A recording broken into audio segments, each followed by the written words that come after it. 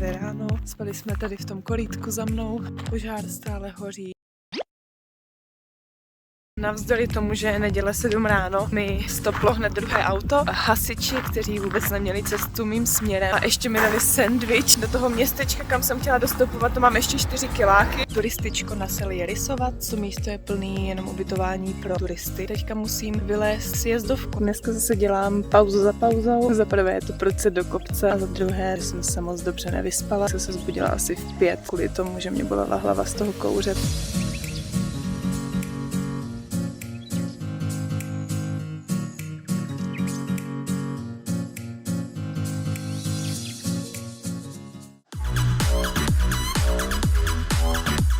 No, tak jdeme dál.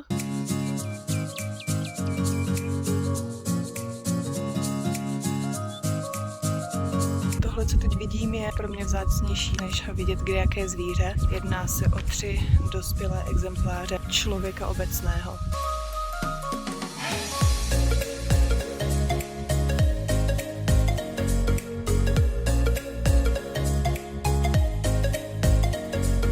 Jsem tady na této chajdě nakonec strávila několik hodin. Byli tam moc fajn lidi a moc sympatický místní horolezec. Dohnal mě Jirka.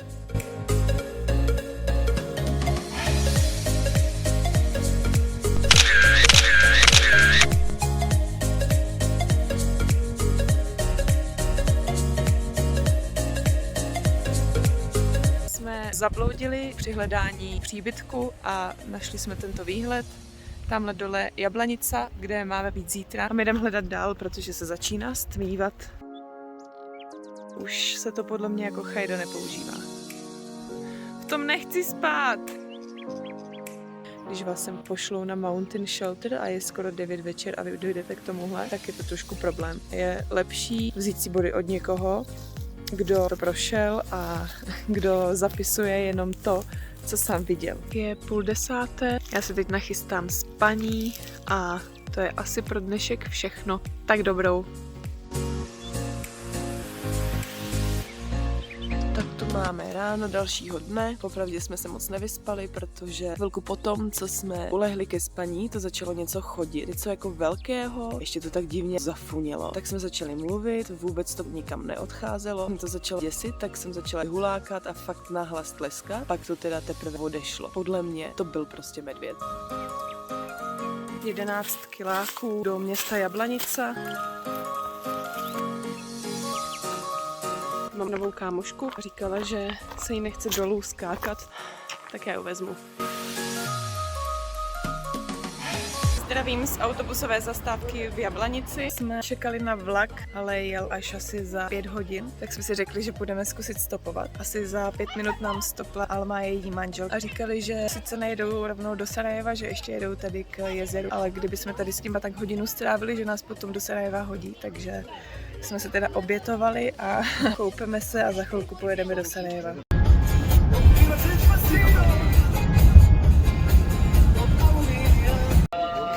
Sarajevo, hledám místo na večeři.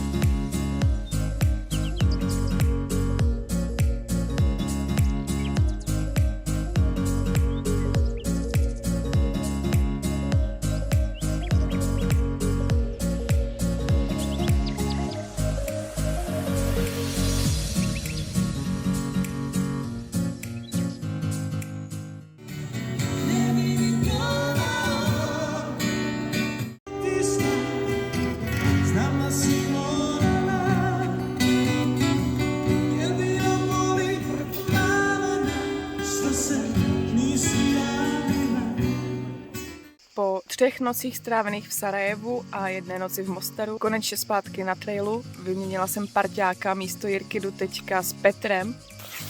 Zpátky na trailu, který sotva existuje. V následujících 3,5 kilácích nás čeká stoupání skoro 1000 metrů. Přes cestu se mi předlazil obrovský poskok. Zmije růžkatá, bylo to fakt obrovský.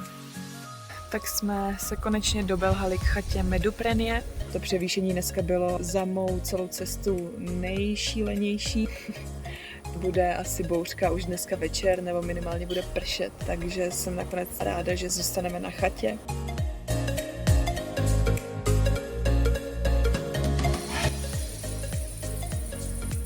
Dobré ráno. Vyrazili jsme celkem brzo, procházíme moc krásným prostředím.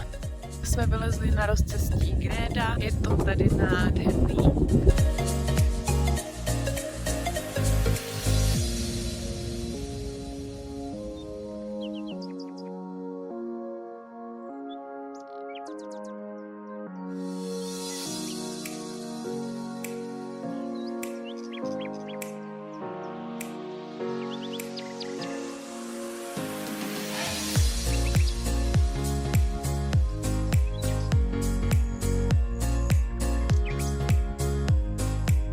Na jednu tedy z těch dvou se dneska chystáme. Já si dneska nikam nedojdu, našla jsem zase tady milion malin, všude tady kolem mě, už začíná hřmít.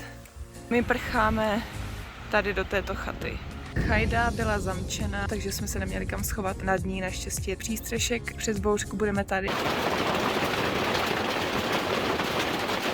O půl hodiny později jsme naživu, dokonce tamhle někde za mnou už je modrá obloha. Chceme vylézt na vrchol Zelená glava. Uvidíme podle počasí. Nad vrcholem Zelená glava hřmí, takže jsme se rozhodli, že pro tuto chvíli tu necháme a jdeme na chatu s názvem Jezerce. Tam uvidíme, kolik budeme mít času a jak bude vypadat počasí a rozhodneme se, co dál. V chatě Jezerce jsme se moc nezdrželi, počasí se úplně vyjasnilo, takže jsme si řekli, že i když je trošku už pokročilejší odpoledne, že zkusíme vylézt na tu Zelenou glavu. Operace Zelená hlava opět neúspěšná, zase nám tady začalo u hlavy blízkat, utíkáme dolů. Tak se schováváme před blesky. Po půlhodinové bouřce jsme vylezli z našeho pofiderního úkrytu, jsme celý úplně promočení, za náma opět modrá obloha.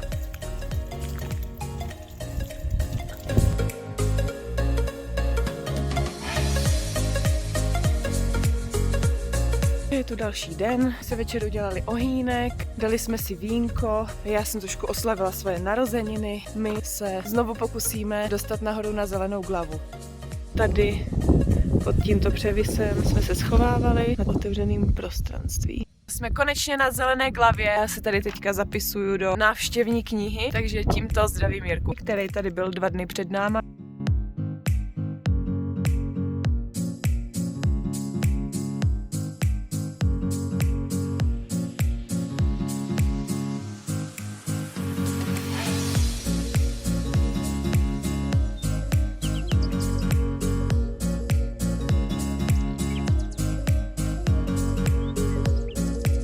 Dorazili jsme k Boračko jezero, hledáme místo na spaní. Jsme si nakonec nakoupili tady u jezera v sámošce s omezenou nabídkou a s předraženými cenami, tak jsme se dostali do údolí řeky Neretvy.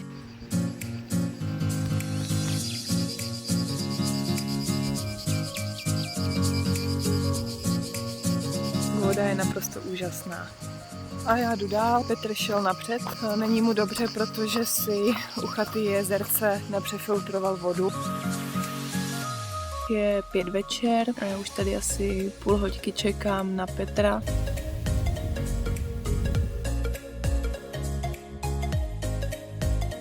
Voda! Nevím, jak se odsaď dostanu. Kousíček nad vodním zdrojem jsme našli úžasné místo na spaní. Je to otevřený prostor, budou vidět hvězdy, máme tu výhled na západ slunce.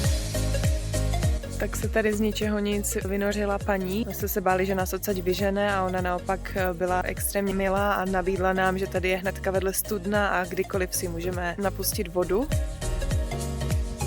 Čajík heřmánkový, nejlepší na světě. Dobré ráno, moc jsem se nevyspala, ale zase na druhou stranu díky tomu jsem viděla asi nejkrásnější oblohu na trailu. Na kopci se objevil pán z farmy a pozval nás k sobě do koliby.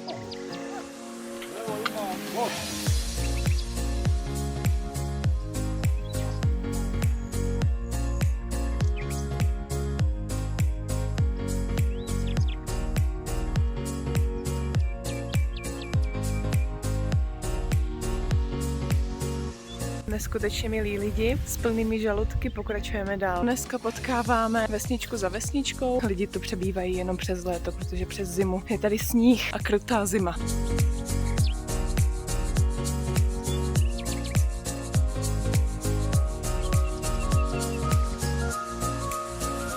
Ještě 4 hoďky na Lukomír.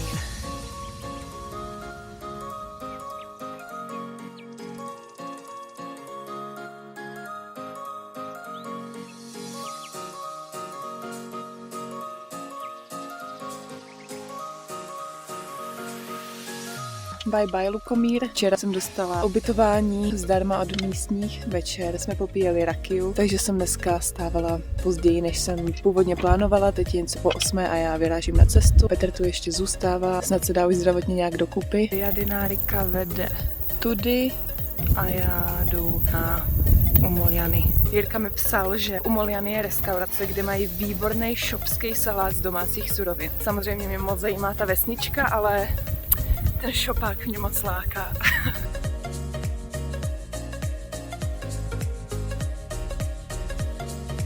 Mňam, fakt moc doporučuju.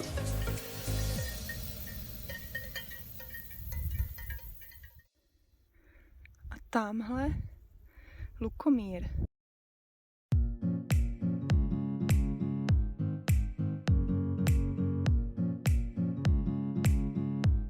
No a tamhle je moje ubytování.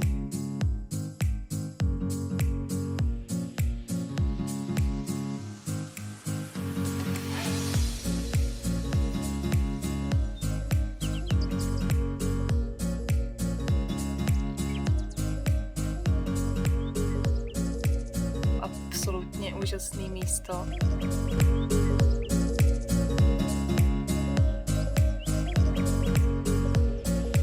Ale to ticho, to je nejlepší.